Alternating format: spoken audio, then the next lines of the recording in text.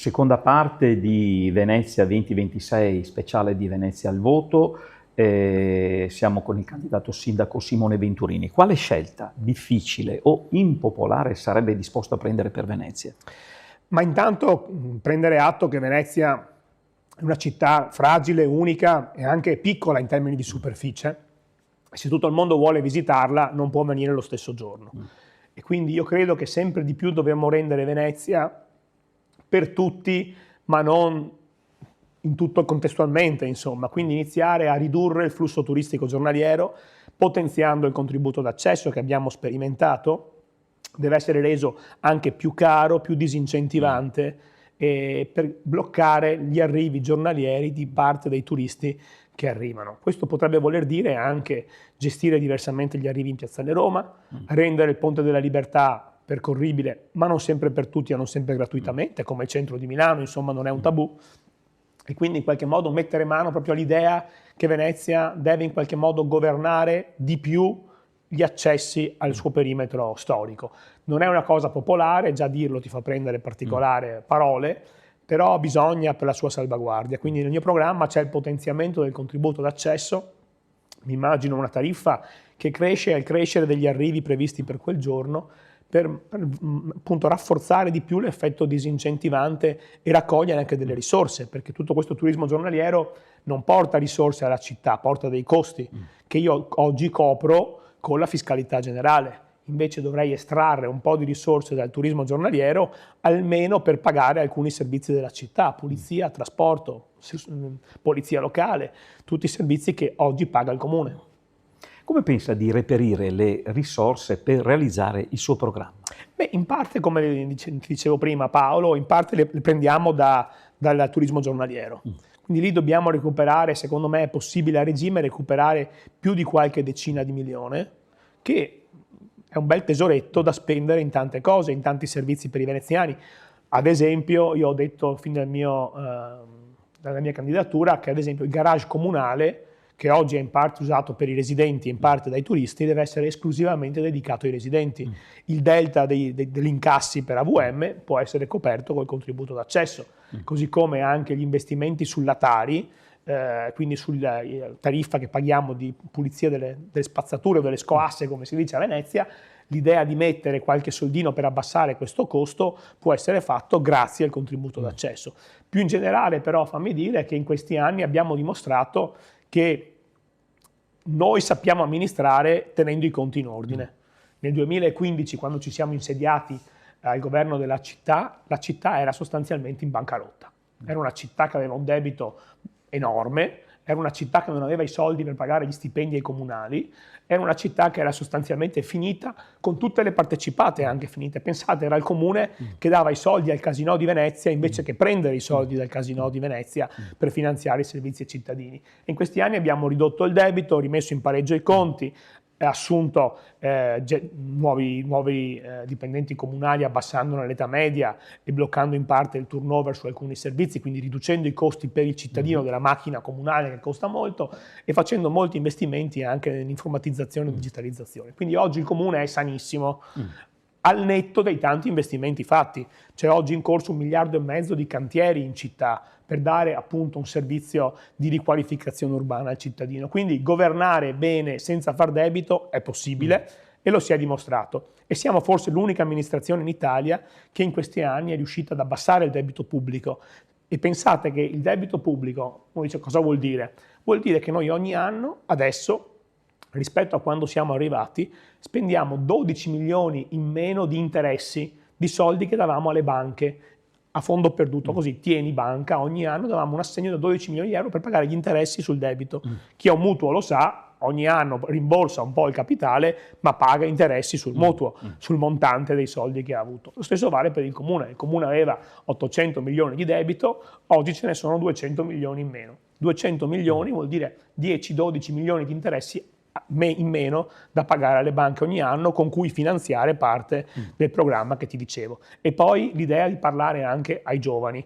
Cioè, i nostri ragazzi hanno diritto di avere spazi belli in centro alla nostra città. Abbiamo fatto importanti operazioni di rilancio dei parchi, Forte Marghera, Parco di San Giuliano, il Parco Bissuola, la Vez, e dobbiamo continuare così. I nostri giovani hanno diritto a trovare in città dei posti belli e viverli, e vivendoli fanno vivere anche la città, perché una città dove non ci sono i giovani è una città che si spegne. Quindi riportare i giovani nella nostra città, nel centro della nostra città, e farli diventare protagonisti.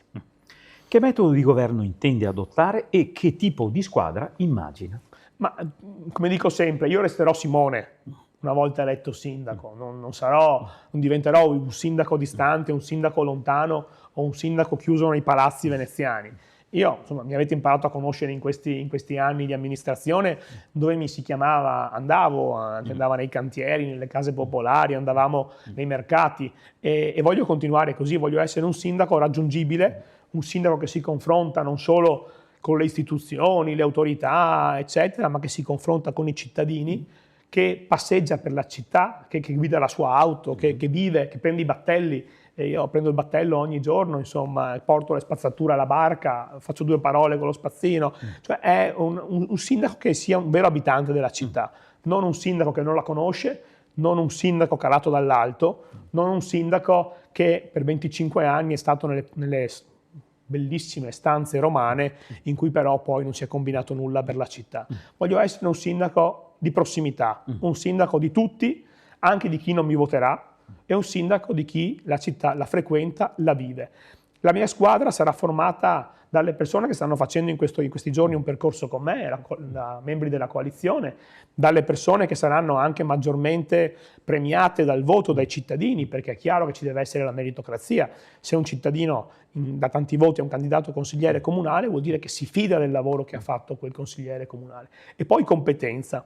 C'è bisogno di molta competenza in politica, lo si vede anche nei dibattiti nazionali, nei titoli.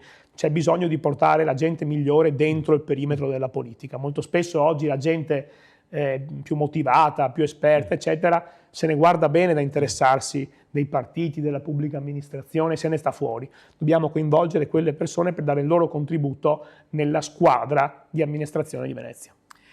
Domanda finale: perché un cittadino dovrebbe scegliere lei o non un altro sindaco? Ma un po' lo dicevo nei ragionamenti precedenti, insomma. Intanto perché io mi presento libero da condizionamenti. Io ho un programma chiaro, dettagliato, senza ambiguità, senza paura di dire delle cose che l'altro non può dire perché è ostaggio dei partiti, in particolare quelli più estremisti. La coalizione coesa, che non mi ha chiesto nulla, se non appunto di appoggiarmi e di portare avanti un programma comune. Perché conosco la città, perché appunto se tu mi citi un nome di una via o un problema di un quartiere, io lo conosco, te lo so elencare, ti so anche dare una soluzione, come potremmo arrivare a quella soluzione. Conosco le persone di questo territorio, conosco le realtà sportive, associative, conosco il mondo del sociale, del volontariato, delle parrocchie. Ecco, conosco la macchina comunale, che non è uno scherzo la macchina comunale, ci metti 2 anni per conoscerla almeno, e pensare che un sindaco che arriva neofita debba in qualche modo imparare da zero come funziona la macchina di un comune vuol dire perdere 2 anni solo per spiegare al sindaco dove sono gli uffici e chi sono i dirigenti. È una macchina molto complessa, molto grande, sono 3.000 dipendenti, ci sono le partecipate, ci sono tanti uffici, e quindi è meglio che ci sia una certa esperienza nella conduzione della macchina amministrativa.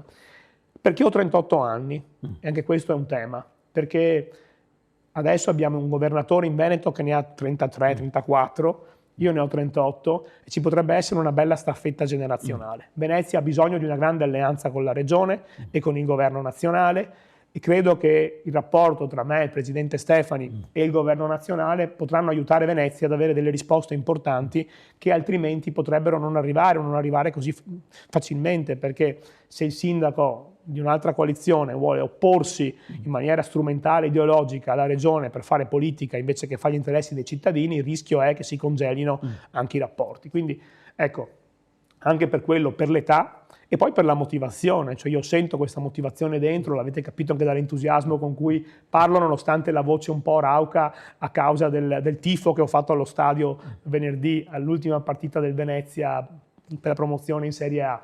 E è un entusiasmo che deriva dal fatto che io amo questa città, è la mia città, qui voglio vivere, voglio che la mia famiglia cresca e quindi voglio che sia amministrata bene, quindi l'amministrerò perché qui ci vivo e credo in lei. Grazie al candidato sindaco Simone Venturini. Grazie a voi. Sostenuto da Fratelli d'Italia, Lega, Forza Italia, UDC, Partito dei Veneti e naturalmente dalla lista civica Venturini Sindaco. Questa era Venezia 2026, uno speciale di Venezia al voto. Tutte le interviste sono disponibili su Televenezia.